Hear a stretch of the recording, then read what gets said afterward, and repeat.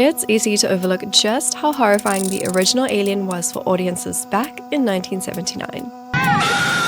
This wasn't just another sci-fi film, it was a genre blend of science fiction and horror. Unlike the more campy horrors of the era, Alien was grounded in a gritty realism. The Nostromo wasn't just some sleek futuristic spaceship, it was a realistic industrial environment that felt lived in and thought out. This realism carried on from set design to special effects, and when the infamous chestbuster scene happened, it wasn't just a moment of shock, it was a moment that solidified Alien as a cult classic, setting a new standard for horror in science fiction. But what really set Alien apart was how it kept its terrifying secret hidden.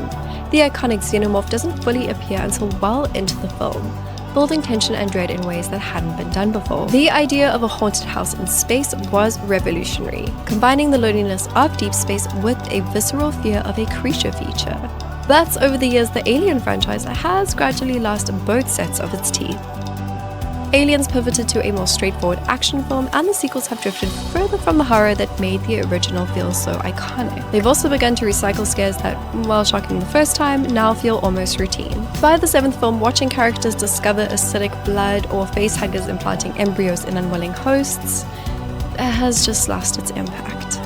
Even the latest installment, Alien Romulus, felt like a missed opportunity in my opinion.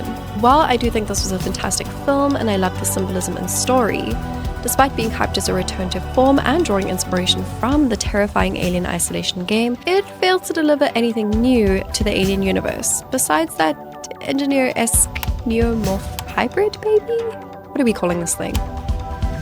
And that only appeared at the very end, and while this may very well set up a new horror for the universe or tie a bow around the plot, I'm not sure we needed to wait the entire film for the setup. Which brings us to the game itself. Alien Isolation, released in 2014, is a masterclass on horror gaming that continues to captivate and terrify players even today. Just the core game remains as potent as ever. And one thing I am grateful about Alien Romulus is it's causing this game to once again get its flowers. You need to understand, this game is so terrifying that the most canon experience of playing it is everyone just quitting after the first xenomorph encounter and never loading the game up again. But what exactly makes this game so terrifying compared to other games? While space horrors like Dead Space have certainly earned their stripes, Alien Isolation stands apart, leaving many players, myself included, too terrified to even finish it. Set between the events of Alien and Aliens, Alien Isolation follows Ellen Ripley's daughter, Amanda, as she explores a derelict spacecraft to find out what led to her mother's disappearance 15 years earlier. Amanda Ripley is approached by a representative of the Weyland-Yutani Corporation, who is this universe's real big bad. He informs her that the flight recorder of the Nostromo has been recovered and is being held on the space station Sevastopol. But when Amanda arrives at Sevastopol, she finds the station in utter chaos. The crew is either dead or has descended into madness, and the station itself is falling apart. And then you discover the real horror. A deadly xenomorph is loose, stalking the remaining inhabitants. And this is where Alien Isolation shifts from a mystery to a survival horror, leaving you to literally run for your life. For the rest of the game, you must navigate through the station, avoiding not only the xenomorph but also hostile androids and paranoid human survivors. You quickly learn that the xenomorph cannot be killed and must be avoided using stealth and clever tactics. After numerous distressing encounters, you eventually resolve the game in a way that I won't spoil yet for those brave enough to play. So what makes playing a game based on a movie like Alien so much more terrifying than watching it? Most can be said for interactivity and agency. In a game, you're not just watching events unfold, you're controlling them. Your actions and decisions directly influence the outcome, making you an active participant rather than a passive observer. The ability to influence the story or environment deepens our engagement, and we become more invested in the consequences of our choices. Real-time feedback is crucial too. Every decision you make in games is met with immediate consequences, whether it's through visuals, sound, or in-game events. And then there's the personal involvement. Games allow you to step into the shoes of a character, giving you a personal stake in the narrative. You're not just seeing the world through their eyes, you're living it. And in Alien Isolation, the first-person perspective makes you navigate the same dark corridors and face the same horrors as Amanda Ripley. Exploration and discovery play a key role. While films guide you through the story in a linear fashion, many games offer worlds where you can explore at your own pace. This freedom to discover hidden details or uncover secrets and engage in side stories enhances our immersion. Even in Alien Isolation, which is a more linear storyline, you still have choices, how you sneak forward or where you hide. This freedom creates a sense of place that's pretty hard to replicate on film. Games also engage in multiple senses simultaneously. You're not just seeing and hearing the game world, you're interacting with it through touch, via controls or haptic feedback, and sometimes through movement. The Alien Isolation VR mod, for example, immerses you in the game so deeply, it's as if you're really there, living through Amanda's nightmare in harrowing detail and immersion.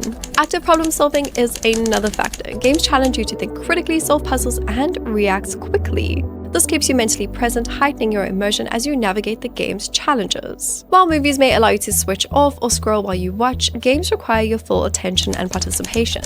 And let's not forget the emotional investment. Games often span hours, days, or even weeks, allowing for deeper character development and emotional attachment. In Alien Isolation, much like the original film, the horror is also introduced gradually, giving you time to connect with the story before the terror truly begins. And lastly, there's replayability. While a film may be the same each time you watch it, many games offer different outcomes, new challenges, or alternative story paths. In Isolation, higher difficulty settings add layers of challenge with limited resources and more frequent xenomorph encounters. And of course, there's the God AI, adding a layer of unpredictability that even the developers themselves could not predict events. But more on that later. All of these elements combine to create a uniquely immersive experience, one that's not just watched, but lived. We become participants in our own story and not just observers of another's fate. So when we take all of these elements and combine them with the specific game design choices made in Alien Isolation, we start to understand why this game is so terrifying to play. But here's the thing, many horror games use similar strategies, so what did Alien Isolation do that truly set it apart? It predominantly comes down to the game's famously unpredictable AI. Now, game AI isn't the same as the machine learning that's currently in the zeitgeist. Game AI is code used to create realistic and engaging behaviors in NPCs. The primary goal is just to enhance the player's experience, making the game feel more lived in and real. One of the ways that AI is coded into games is through behavior simulation. This focuses on simulating believable actions in NPCs, like pathfinding, decision-making, and reacting to player actions. For example, enemies might run and hide when under threats, or allies will follow and support the player. Then we have finite state machines. Many game AIs use FSMs, where characters switch between predefined states, such as patrol, attack, or flee, based on certain triggers by the player. And lastly, we have pathfinding algorithms, which help NPCs navigate the game world, avoiding obstacles, and move towards a target. The xenomorph, your primary antagonist, isn't controlled by the usual scripted patterns found in horror games. Typically, player actions or progress trigger specific events, leading to predictable jump scares or even paths you can take to avoid your enemy. But in Alien Isolation, the xenomorph reacts dynamically to your every move through randomized behavioral AI. This AI also uses pattern recognition to learn player behavior and adapt itself for the one primary objective: find the player. Hide in a locker or under a gurney, that's where the xenomorph will start looking when it appears. Run around the map in circles to lose it, while the xenomorph will adapt and change direction. Even the vents aren't safe. If you think you can hide there, the xenomorph will start following you in. And as for when it spawns, the developers themselves couldn't tell you. I had to suggest here with two things. First of all, look at this very cool 40th edition alien pin that I got. That's going straight into the collection. Secondly, I forgot to add this when talking about the AI in Alien Isolation. They actually used two AIs. So there was one that gave environmental information, sort of like where you were, the sounds that you made, and then the second one controlled the xenomorph itself. And what made this so cool was that the two AIs would talk to each other. So the environmental AI would give the xenomorph clues and information about where you were, and then the xenomorph would try find you and use like the pathfinding AIs and things like that to find your location. But this gave you like a real chance to sort of escape, but also a real chance to get caught, because if you stayed still or if you kept quiet, the environmental AI had nothing to feed the xenomorph AI and it wouldn't be able to find you. So yeah, very cool. Two AIs used, both working independently but communicating with each other, gave you a real chance to get away, but also a real chance to get caught. Okay, back to the video. This leaves players on high alert for the entire duration of the game. This unpredictability forces you to constantly change your strategies, creating a relentless sense of tension because you never know when the alien will strike. This taps directly into our primal flight or flight response, something that no amount of reasoning or logic can override. Sure, you know it's just a game and that it's not real, but the physical fear that it evokes is very real. The experience of being stalked by an unpredictable enemy triggers a visceral, physical reaction as if the danger were actually happening to you. In Alien Isolation, the horror isn't just about what you see, it's deeply tied to what you don't have. The game emphasizes survival over combat, placing you in a relentless fight against a xenomorph with scant resources. You're often under-equipped with limited ammunition and supplies, and for those in nightmare mode, you're left to nary a map. This scarcity forces you to avoid direct confrontations, where facing the alien head-on is almost always fatal. Even when you pick up something like the flamethrower, it only stops head-on attacks. It doesn't stop the xenomorph from stalking you or finding another way around. Early on, you learn your primary strategy is to run and hide, with little hope of escaping alive. Other horror games also employ limited resources. Famously, the Outlast series arms players with only a video camera and dwindling batteries. However, games like these often have predictable enemy patterns, making it manageable to find a hiding spot and wait or sneak around an enemy's walk cycle. In Alien Isolation, no amounts of firepower can truly defend you. You could have everything in your disposal, and it's still ultimately useless in your defense. The second main tactic of the game is to create a lasting psychological impact. Typically, horror games use jump scares peppered throughout your playthrough, but Alien Isolation uses a slow burn effect through a number of tactics. The first one is atmosphere and sound design, which play a crucial role in the game's psychological impact. Alien Isolation creates a tense and oppressive environment with only eerie ambient noises. The aliens hissing and unsettling sound of it crawling through the vents are sometimes the only thing you can hear.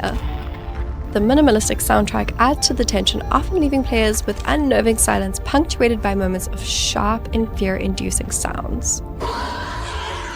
Not moving!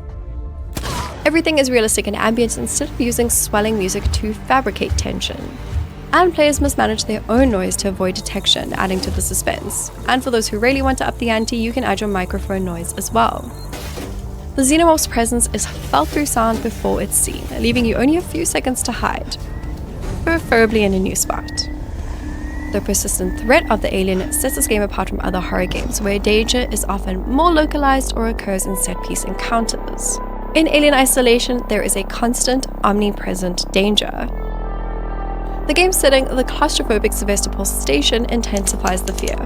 With narrow corridors and dim lighting, the environment makes you feel trapped with the xenomorph with no safe space to retreat. You're alone, the sense of isolation is palpable, and no one can hear you scream in space. The game excels in slow burn horror. Instead of relying on frequent jump scares, it builds tension gradually, with fear coming from the sustained atmosphere and dread of anticipation. While other games may rely on cheap thrills, Alien Isolation slowly erodes your psyche, creating a prolonged sense of unease. The psychological impact of being hunted by a superior predator is profound.